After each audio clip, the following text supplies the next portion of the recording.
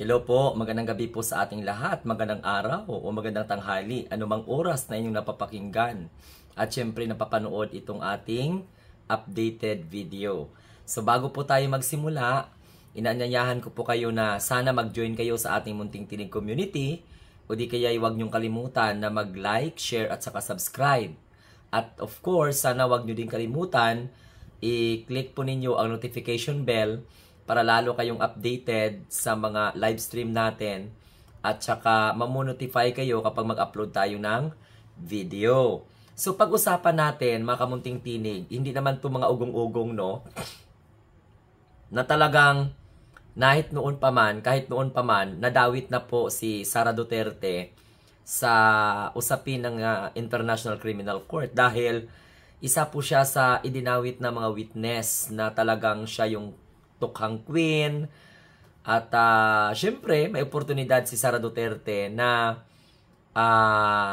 magtanggol ng kanyang sarili. Pero ang mga Duterte Rehad supporters in denial na wala lagi si Sara Duterte, hindi lagi kasali, hindi lagi kasama.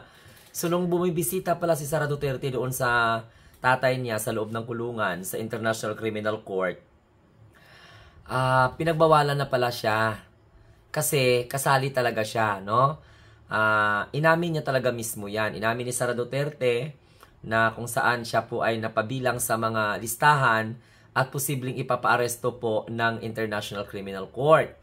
So maliban kay Sara Duterte, hindi pa ako ang gumagawa ng kwento, mga Duterte diehard supporters ha. Baka mamaya sabihin nyo fake news ako.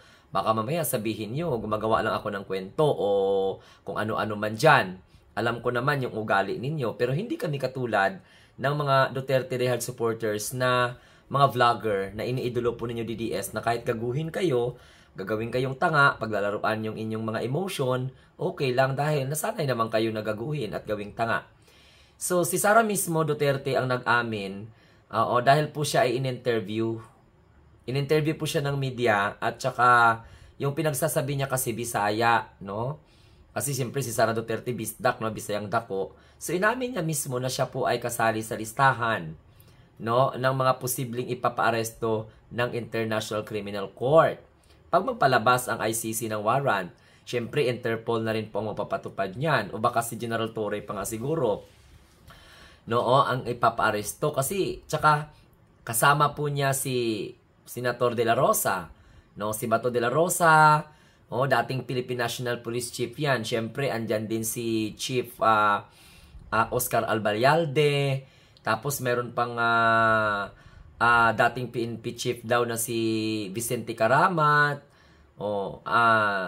Vicente Danao. Tapos, si retired General Romeo Karamat.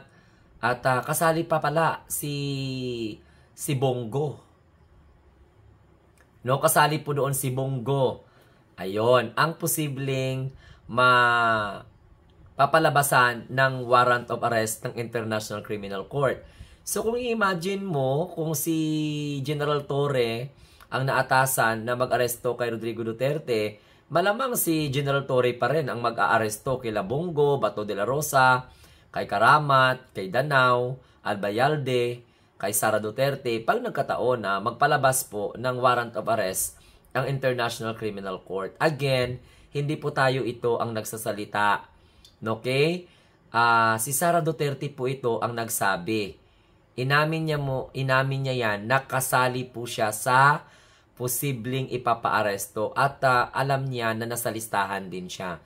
So para masabi niyo mga Duterte Rehad supporters na hindi tayo nagsisinungaling, papalabas ko sa inyo yung interview, yung statement. Okay? So, pakinggan po ninyo yan, mga kamunting tinig at mga Duterte Rehad supporters. Pakinggan nyo ang statement mula po kay Sara Duterte. At kung paano po inamin ni Sara Duterte na kasali po siya sa listahan at posibleng ipapaaresto ng International Criminal Court, kabilang po ang kanyang mga kasamahan. Pakinggan po ninyo.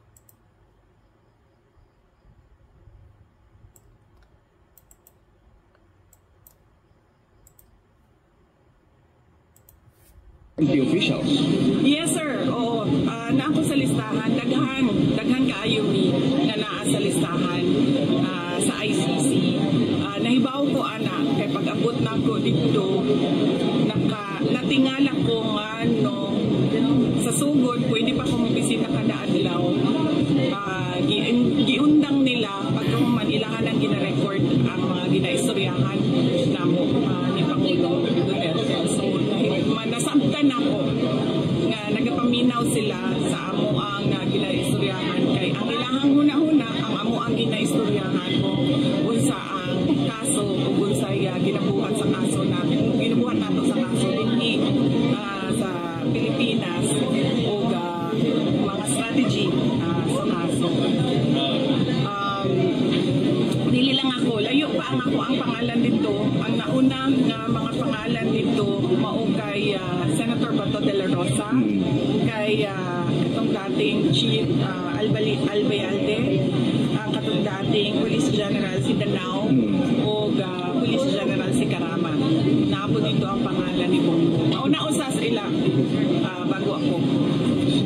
Thank you, Madam So ayan na. PNP officials. Yes. Ayan mga kamunting tinig. Wait lang. PNP officials.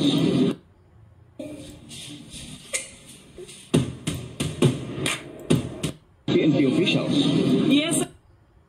Ayan, yan mga kamunting tinig. Ang sinabi mismo ni Sara Duterte na siya po ay kasali doon po sa posible na ipapaaresto ng International Criminal Court. So, hindi po tayo gumagawa dito ng kwento, ha? So, may mga motibo yan kung bakit inamin ni Sara Duterte. Dahil, syempre, hahanap naman niya ng paraan para kaawaan siya ng mga tao. At sasabihin naman na ang mga Duterte supporters, sasabihin naman na inaapi naman. No? Malayo pa daw. Pero the fact that inamin na ni Sara Duterte na kasali po ang pangalan niya sa listahan, ay posibleng may aabangan po ang taong bayan, ang pro-government and anti-government. Alam mo, maraming matuwa kasi para matigil na, no, yung usapin na ito, kailangan nilang ipagtanggol ang kanilang mga sarili. At least mabigyan sila ng pagkakataon na may pagtanggol nila ang kanilang mga sarili. Tsaka, kung wala silang kasalanan, edi, go. Yun lang. Mga kamunting tinig.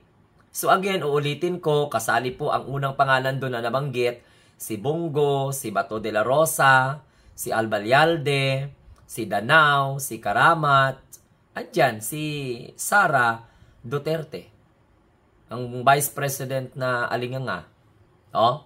Tsaka mabuti na sa bunganga mismo ni Sara Duterte manggaling yun. Kasi kung hindi pa sa bunganga ni Sara Duterte manggaling yun, naku, at isasabihin natin yan, baka sabihin naman ng mga DDS na fake news. Baka gumagawa-gawa na lang mga tayo ng mga kwento. At mabuti na sa bunganga mismo niya nang galing. Kasi ramdam niya naman eh. Oh, ramdam niya man pala na hindi na siya pinapapasok doon sa kulungan ng tatay niya. Oh, nire-record. Oh, totoo man ito o hindi, at least sa bunganga ni Sara Duterte nang galing. Kasi kung sa atin manggaling yan, pasabihin naman ng mga Duterte Dihad supporters sa kahaka lang yan, gawa-gawa ang kwento. So ano kaya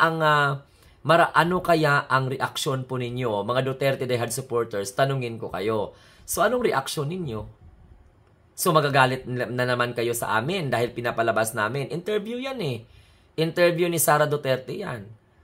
So gamitin niyo yung utak niyo. O kayo na mga sumusuporta kay Sara, yan ba ang gusto ninyo na maging Pangulo ng Republika ng Pilipinas? Na wala namang pakinabang yan na naibigay sa inyo? O, hindi nga yan nakapagbigay siguro ng mga proyekto sa lugar ninyo. Ang importante lang sa kanya, ayun, pag uutuin kayo. So again, for the first, Bisaya kasi yung sinabi ni Sara Duterte eh. No, Bisaya. So, ibig sabihin, iulitin natin para lalo kayong marinig po ninyo ang kanyang sinasabi. At based po ito sa interview sa kanya ng media. PNP officials. Yes, sir. Oo. Na ako sa listahan. Daghan kaayo mi nga naa sa listahan.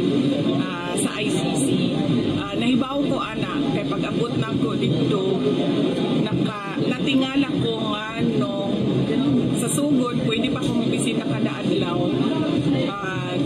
Giundang nila pagkahuman ilahan ang gina-record ang mga ginaistoryahan namo ni Pangulong Duterte. So nasabtan ako nga nagapaminaw sila sa amo ang ginaistoryahan kay ang ilahang huna-huna ang amo ang ginaistoryahan unsa ang kaso ug unsay ginabuhat sa kaso natin ginabuhat nato sa kaso dinhi sa Pilipinas ug mga strategy sa kaso. Dili lang ako, layo pa ang ako ang pangalan dito. Ang nauna nga mga pangalan dito mao kay Senator Bato de la Rosa, kay katong dating Chief Albayalde, katong dating Police General si Danao o Police General si Karama. Napo dito ang pangalan ni Bongo. Mauna usa sa ila bago ako. Thank you, Madam President. Ayan. At ganito po ganito po, no? Gusto ko lang to sabihin kay Amy Marcos. Ito ang sinusuportahan mo. At ito ang nag-endorso sa iyo. So, anong konsensya mo sa taong bayan? Ha? Anong mabenefits ng taong bayan sa pagsuporta mo sa ganitong klaseng vice presidente? Okay? Saan mo dadalhin yung bansa kapag ganitong klaseng vice presidente ang susuportahan mo, Amy? Nakasali po sa listahan sa ICC. Tapos nagpa-endorse ka, tapos sinusuportahan mo. Pinalit mo pa yung kapatid mo, pinalit mo pa yung gobyerno kaysa kay Sara Duterte. 'Di ba? So, tapos pamasamain ninyo ang trabaho ng kapatid mo, trabaho ng gobyerno. O, anong gusto mo? Protektuhan ng gobyerno si Sara? Proteksyonan ng gobyerno si Rodrigo Duterte? Kaya mga kamunting tinig, itong trabaho ni Amy at saka ni Sara, wala na to eh. Hindi ito mapapakinabangan ng taong bayan.